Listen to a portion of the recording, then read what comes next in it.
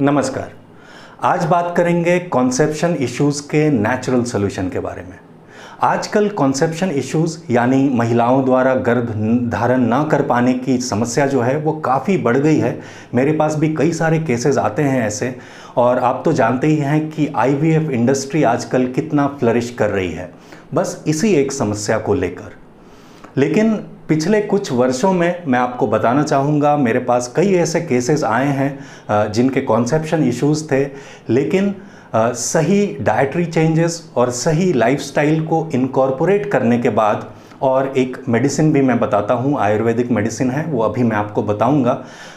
इन changes को करने के बाद मैंने देखा है कि ज़्यादातर मोस्ट ऑफ द केसेस में बहुत ईजिली ये प्रॉब्लम सॉल्व हो जाती है, कॉन्सेप्शन हो जाता है।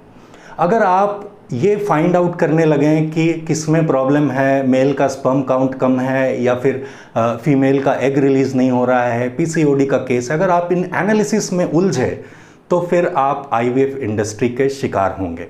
मैं आपको बताना चाहता हूँ कि कई ऐसे केसेस भी मैंने सॉल्व किए हैं जिनमें कपल्स ने आईवीएफ को 3 से 4 बार अनसक्सेसफुली ट्राई किया था और फिर नेचुरल मेथड से कॉन्सेप्शन बहुत इजीली हो गया।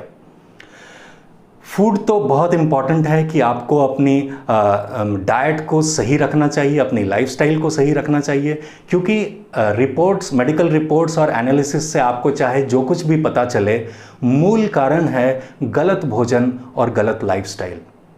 आपके डाइट में फ्रूट्स कम से कम 40% होना चाहिए अगर कॉन्सेप्शन इश्यूज़ है। हस्बैंड और वाइफ दोनों की डाइट में मैं कह रहा हूँ, दोनों को, मेल फीमेल दोनों को, fruit should be at least 40% in your diet, और 20 से 30% आपकी डाइट का हिस्सा सैलड्स का होना चाहिए। आपको नट्स खाने चाहिए, ग्रीन लीव्स खाने चाहिए, नारियल पानी पीना चाहिए, ऐशगार्ड जूस पीना चाहिए। आप जितना रॉ फूड खाएंगे उतना अच्छा रहता है, उतना फेवरेबल कंडीशन होता है कॉन्सेप्शन के लिए। एक जो आयुर्वेदिक मेडिसिन में कह रहा था वो आज मैं आपको बताऊंगा। एक शतावरी होता है, ये शतावरी है, ये पतंजलि का है। आप किसी भी आयुर्वेदिक स्टोर से ले सकते हैं, किसी भी ब्रांड का ले सकते हैं, any brand will do. And this is for the overall sexual health for females. ये फीमेल के लिए है। ये शतावर चूर्ण है, शतावरी होता है वैसे, शतावर चूर्ण है। इसकी 4 चुटकी, मतलब बंद चुटकी से 4 चुटकी उठाना है। ये चुटकी बंद है, बंद चुटकी से 4 चुटकी शतावर चूर्ण को 1 कप पानी में उबालेंगे, और उबलते उबलते जब ये आधा कप हो जाएगा तो फ्लेम को ऑफ कर देंगे, और इसको छानने की ज़रूरत नहीं है। इसको किसी कप में लेके थोड़ा ठंडा करके जब वार्म रहेगा तो सिप लेके धीरे धीरे पीना है, दिन में 2 बार।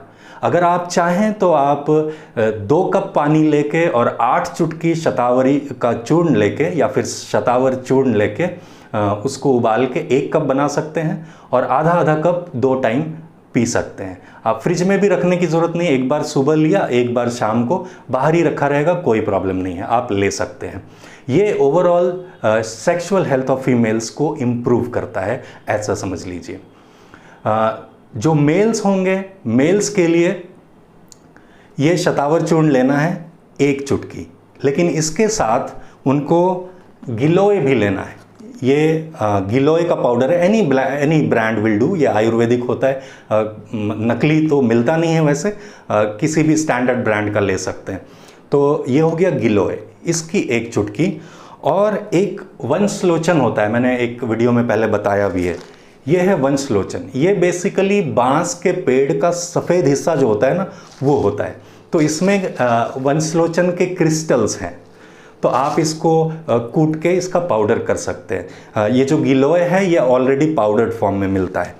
तो 1 चुटकी शतावर चूर्ण, 1 चुटकी गिलोय का पाउडर और 1 चुटकी वंशलोचन का पाउडर। आपको वैसे ही मेथड वही है प्रिपरेशन का कि 1 कप पानी लीजिए, 1-1 चुटकी तीनों उसमें ऐड करिए, उसको उबालिए। पानी जब आधा हो जाएगा तो उसको किसी कप में ले लीजिए, ठंडा करिए, और जब वो वार्म रहेगा, ल्यूक वार्म, तो सिप लेके धीरे धीरे इसको पीना है, दिन में 2 बार। And this is for males, जो पुरुष हैं उनके लिए है।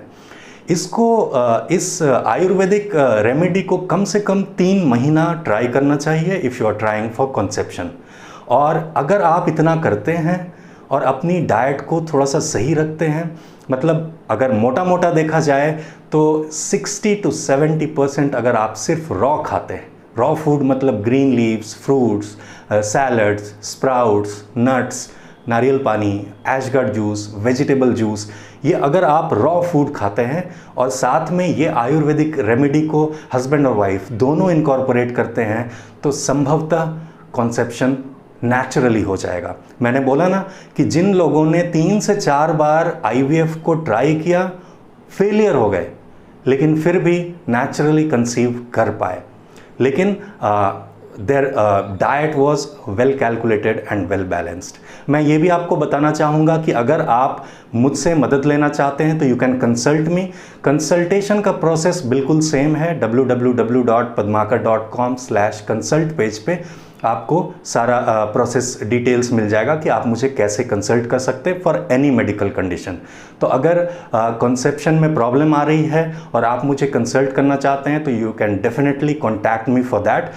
मेरा व्हाट्सएप नंबर है 9354025560। तो उम्मीद है आज की बात आपको समझ में आई।